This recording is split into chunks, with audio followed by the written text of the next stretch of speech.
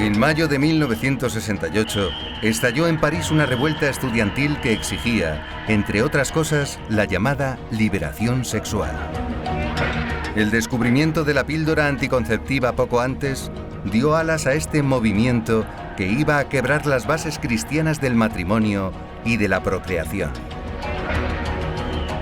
En medio de aquel ambiente hostil, en la mañana del 25 de julio de 1968, tras una noche en oración, Pablo VI tomó su decisión más difícil y firmó la encíclica Humane Vitae.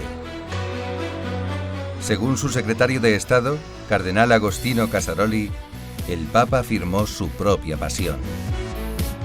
Firmó contra la opinión de muchos una encíclica que proclamaba el deber de los esposos de transmitir la vida humana. Rechazaba la anticoncepción y apoyaba los métodos naturales de regulación de la fertilidad. Nunca una encíclica fue tan controvertida ni tan profética.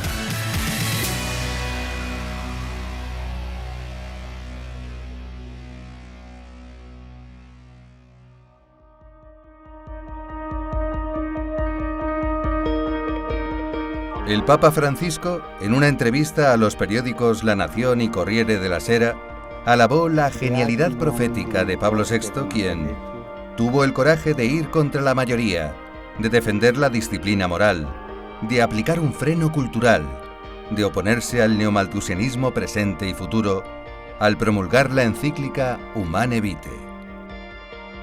Su advertencia fue realmente profética. ¿Qué ocurrirá si autorizamos la contracepción? Ese era el tema. La píldora estaba ya disponible en todo el mundo occidental. Y él dijo, no está permitido usar medios técnicos o químicos de contracepción. Al mismo tiempo, los estudiantes gritaban, liberación sexual. Una vez nos hayamos liberado sexualmente, seremos libres y felices. Eso no se cumplió. No se cumplió la predicción de Habermas, Marcuse y la Escuela de Frankfurt de que si liberas tu sexualidad, es decir, una sexualidad hedonista contraceptiva, y haces todo lo que te da placer, serás feliz y crearemos el paraíso en la tierra. Hemos liberado la sexualidad, pero no tenemos paraíso en la tierra. Ha ocurrido al contrario. Cuando a mí me preguntan qué falla en la sociedad, ¿por qué las mujeres no están contentas muchas veces? ¿Por qué sufren? ¿Por qué lo pasan mal? Y yo siempre digo, es que las mujeres les han contado 2 o 3 cosas que se las han creído. Por ejemplo, a las mujeres nos han contado que la píldora anticonceptiva nos liberaba de la fertilidad, nos liberaba del embarazo, nos liberaba. Y no es verdad. La Humane Vitae advertía que la anticoncepción acarrearía infidelidad conyugal, degradación general de la moralidad y pérdida del respeto a la mujer. Y sería además un arma peligrosa en las manos de autoridades públicas. ¿Se han cumplido estas previsiones? Hay una relación muy estrecha entre el uso de la anticoncepción artificial y el incremento de las tasas de divorcio. En Estados Unidos está por debajo del 2% en las parejas que no practican la contracepción, mientras que la tasa de divorcio en la población general ronda el 50%. Ahí se ve una enorme diferencia. Una de las razones es que tener hijos refuerza los lazos del matrimonio.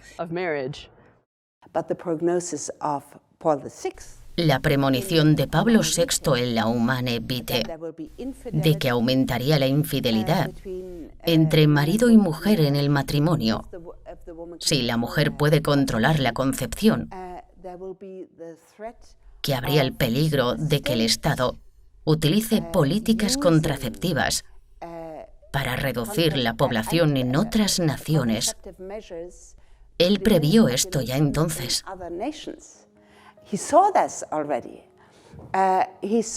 Él profetizó que el hombre perdería el respeto por la mujer, cosa que vemos. La pornografía es una forma de la más salvaje y brutal falta de respeto a las mujeres, y también lo es para los hombres.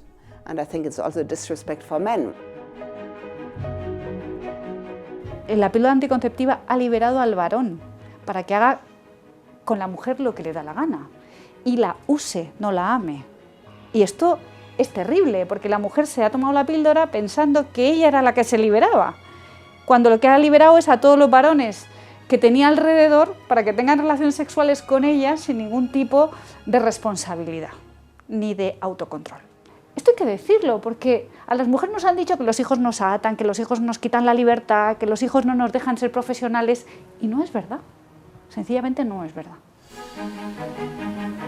Tampoco era verdad que la píldora iba a prevenir el aborto. La realidad es que el número de abortos ha crecido exponencialmente desde que se generalizó la anticoncepción.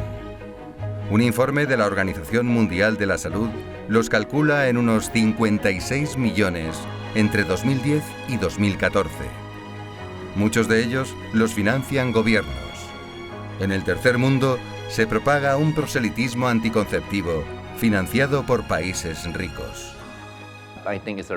Hay una gran presión de las empresas productoras de todos esos dispositivos de planificación familiar artificial, preservativos, píldoras y todo lo demás.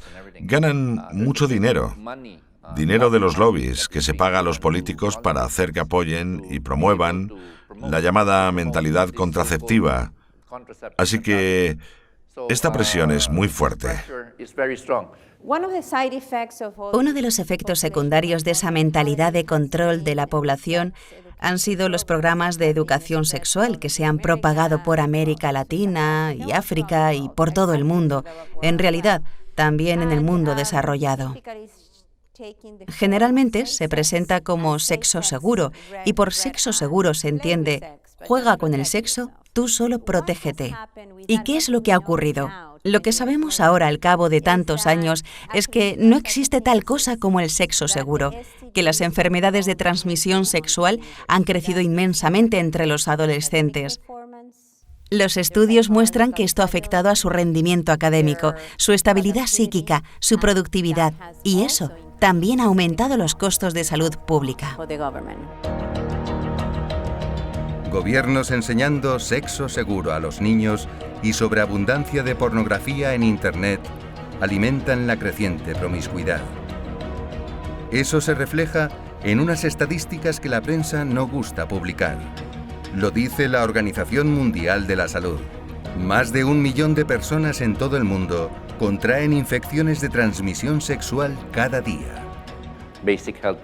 Se podrían atender las necesidades básicas de los niños y las necesidades de salud de las familias de manera más rápida y más eficaz, en lugar de gastar todo ese dinero en DIUs y anticonceptivos, que son más bien un parche y que de hecho no ayudan. En cambio, estamos promocionando las compañías multinacionales y haciéndolas más ricas y rentables. Las empresas y gobiernos que promueven el consumo masivo de anticonceptivos suelen silenciar sus efectos secundarios en las usuarias. La lista de efectos secundarios es interminable. Los efectos secundarios más importantes tienen que ver con la aparición de trombosis venosa profunda, especialmente en mujeres predispuestas. Es lo que se llama el trombo en una extremidad, que puede dar una embolia pulmonar. Solo señalaré una cosa acerca de algunos contraceptivos, como la píldora del día después o de la semana después, el LO o el Plan B. Y es que muchos de ellos actúan a veces como abortivo, no impidiendo la concepción, sino matando una vida humana antes de la implantación. O incluso algunos de ellos después de la implantación. Así que muchas veces es realmente un aborto temprano, aun si la mujer puede no enterarse nunca de que estaba embarazada.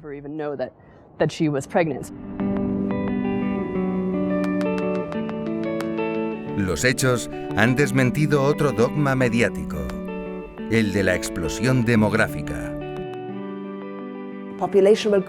La población va a crecer más y más y va a rebosar por todo el planeta si lo permitimos. Debemos reducir la población. Esa fue la política de los Estados Unidos y de las Naciones Unidas, entre otros. Y ahora tenemos la crisis demográfica en casi todos los países de Europa, que es un lento suicidio colectivo. Un mundo que envejece, millones de ancianos que viven y mueren solos, pensiones que peligran y gobiernos que buscan alivio en la eutanasia. Esto no se veía en 1968, pero ha llegado después de medio siglo de anticoncepción públicamente incentivada. Por supuesto, todo lo que está escrito en la Humane Vitae, y no solo lo que profetizó Pablo VI, se ha hecho realidad. Que las mujeres serían usadas como objetos y que los hombres les perderían el respeto, e incluso que los gobiernos tratarían de controlar la fertilidad de la población. Hoy en día, las sociedades occidentales han prescindido del significado mismo del matrimonio como unión permanente de un hombre y una mujer, como compromiso mutuo de varón y mujer, en cuerpo y persona, para toda la vida. Se han cambiado las leyes a fin de que cualquier compromiso personal entre dos personas que implique relación sexual, ya sean del mismo sexo o de sexo diferente, goce del mismo estatuto jurídico que el matrimonio natural. Lo grave de la falta de matrimonio entre el hombre y la mujer es realmente la posterior relación con los hijos, ¿no? Porque si es débil el vínculo entre la mujer y el hombre, es débil también el vínculo entre los padres y los hijos, sobre todo entre el padre y los hijos. Estamos pensando que ahora mismo con las madres basta y sobra, que las mujeres podemos hacerlo todo, y las mujeres lo hacemos muy bien en la medida de nuestras posibilidades, pero es verdad que existe una alteridad sexual, que necesitamos un equilibrio, necesitamos una compensación, necesitamos una colaboración que consiga a la vez favorecer ese equilibrio de los niños. Los profetas no suelen ser escuchados en su época. Y la época de Pablo VI no solo era la de mayo de 1968, sino la de la crisis posconciliar. Su encíclica tropezó contra un muro de incomprensión y de oposición. Entre la gente, entre intelectuales y especialmente entre algunos profesores e incluso sacerdotes y diócesis, no fue bien recibida. La verdad estaba siendo cuestionada. La autoridad estaba siendo desafiada. Se esperaba cambiarlo todo. Demasiados sacerdotes, aun siendo fieles, tenían miedo de hablar de ella. Y eso hizo un muy flaco servicio a los creyentes. Algunas conferencias episcopales se situaron en contra.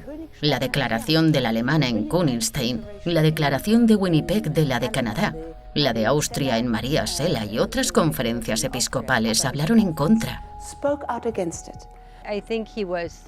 Pienso que el Papa quedó entristecido, incluso escandalizado por la reacción negativa de tanta gente, especialmente curas y teólogos. Esto es algo chocante. Uno lee lo que dice del amor conyugal y es maravilloso. Ha de ser fiel, ha de ser permanente, ha de ser donación mutua. ¿Cómo puede una persona discrepar de esto?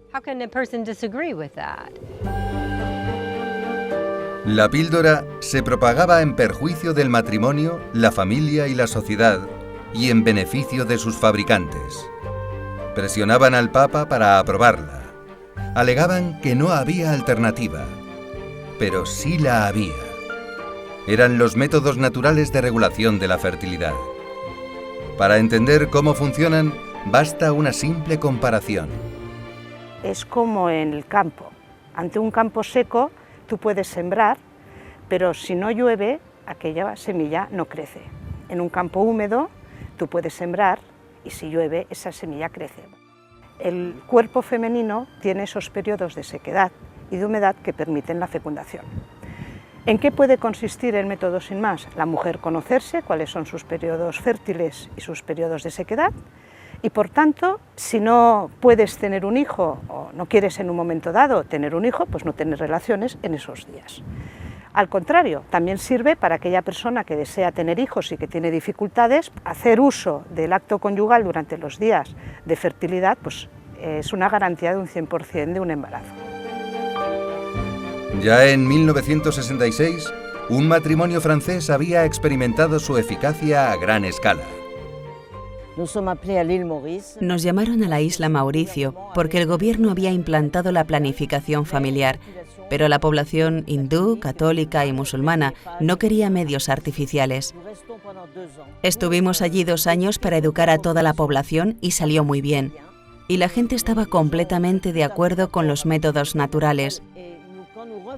Cuando regresamos de la isla Mauricio, en diciembre de 1966, fuimos a ver a Pablo VI y le entregamos un informe. Él nos dijo: «Conozco vuestro trabajo y os lo agradezco». Habló en julio del 68 con la Humane Vitae y sabemos de buena fuente que le había impresionado mucho el trabajo de la isla Mauricio. En el último medio siglo, nuevas investigaciones han hecho progresar la exactitud de los métodos naturales, tales como el Billings y el sintotérmico. A pesar de ello, son aún desconocidos para la gran mayoría. Prevalece una leyenda de ineficacia que conviene a los intereses de ciertas industrias farmacéuticas.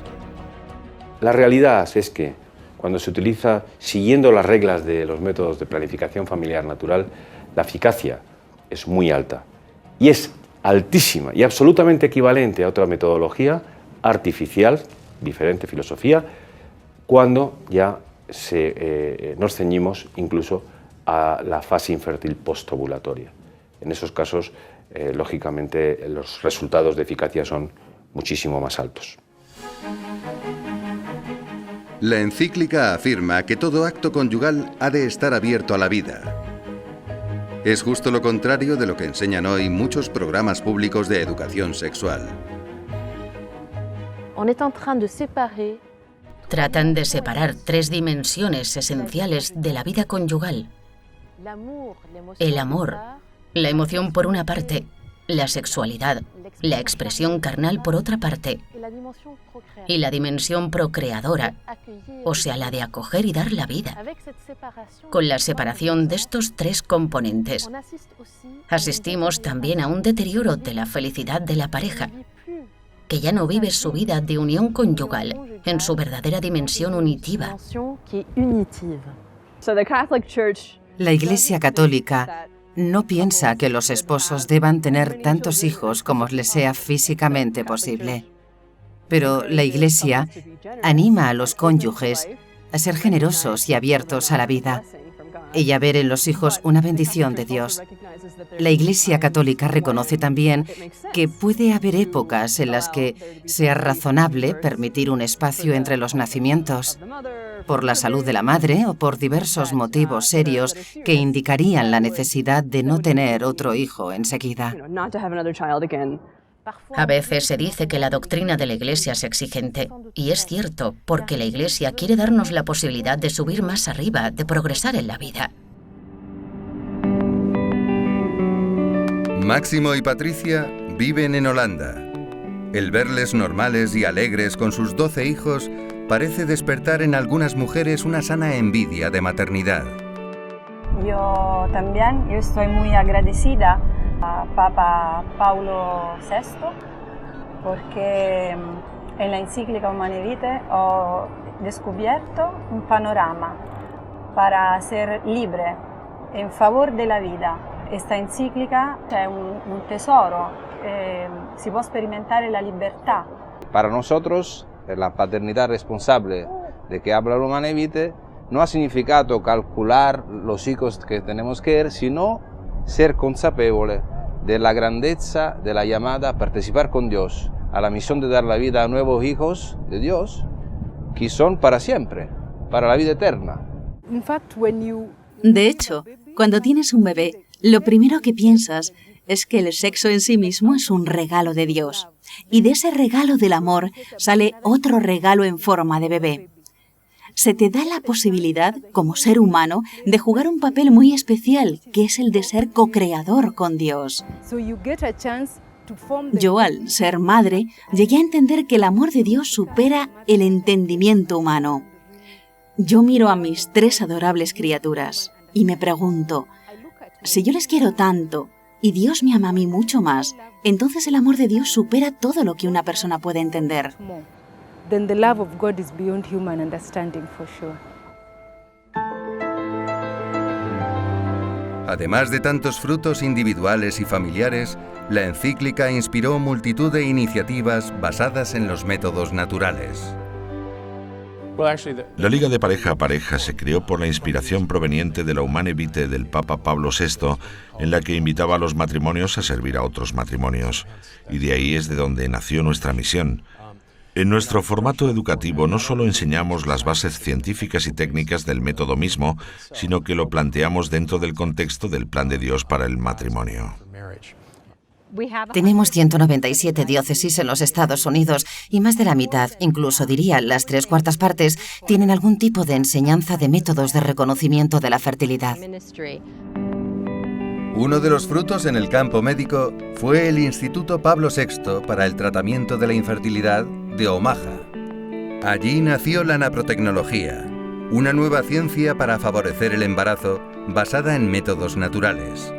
Su fundador asegura que la idea le vino leyendo la Humane Vitae. Y cuando el Papa Pablo VI murió, en agosto de 1978, mi mujer y yo nos pusimos en marcha, porque él había pedido a los hombres de ciencia y a los médicos que se implicaran en ese trabajo. Así que decidimos crear un instituto con su nombre, en respuesta a su requerimiento. La Humane Vitae ha sido reafirmada y concretada por el magisterio posterior de Juan Pablo II, Benedicto XVI y Francisco. Especial desarrollo ha alcanzado la teología del cuerpo de San Juan Pablo II. Para mí, el punto principal de la teología del cuerpo es que el ser humano no es un mero órgano sexual, sino que el sexo existe en el cuerpo y del mismo modo que el cuerpo entero es para la gloria de Dios, usado en su debido contexto dentro del matrimonio, el sexo realmente puede unir más espiritualmente a los cónyuges y convertirse en una experiencia de alegría de cielo a lo largo de su matrimonio, inspirar el uno al otro a ir al cielo. Me he encontrado gente que me ha contado sus historias de conversión. Una es de una mujer joven de gran inteligencia, una excelente persona. Estaba con una relación muy destructiva, un matrimonio que iba muy mal. Ella no era católica entonces. Encontró la Humane Vitae y la leyó y me dijo que lloró. Y eso la incitó a leer Amor y Responsabilidad de Juan Pablo II. Y luego investigó más aún y tuvo una profunda conversión y se hizo católica. La unión en el matrimonio está ciertamente muy dentro del corazón de Dios. El mismo Jesús, cuando pensó en comparar su relación con la Iglesia, no encontró nada mejor que la del esposo con su esposa. Y ciertamente, una buena familia se traducirá en una buena Iglesia, en una buena sociedad y un mundo bueno para todos nosotros. Yo soy un converso, tanto a los métodos naturales como al catolicismo. Leí la Humane Vitae suponiendo que la Iglesia me repetiría lo que no debo hacer, pero resultó ser un documento que pintaba un cuadro maravilloso del matrimonio. Decía que si separamos el acto sexual de la función procreativa, de hecho desintegramos todo el sentido que tienen el matrimonio y el sexo. Para mí fue una conversión importante. Y aprendí que la Iglesia posee un admirable fondo de sabiduría acerca del significado de ser marido y mujer, de cuáles son nuestros papeles y por qué vivimos aquí, en este planeta. Pablo VI, al rezar y trabajar en esa encíclica, estuvo inspirado por el Espíritu Santo. Si una persona lee con espíritu de oración la Humane Vitae, realmente verá la hermosura de cada una de sus líneas y puede hacer llorar a una persona.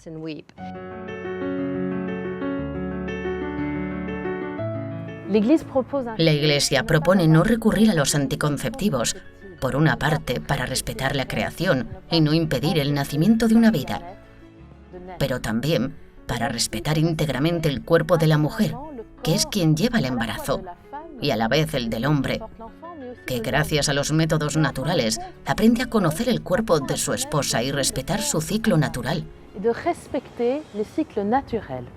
Y aunque vaya un poco contracorriente, estoy persuadida de que ese mensaje puede ser escuchado por las jóvenes generaciones.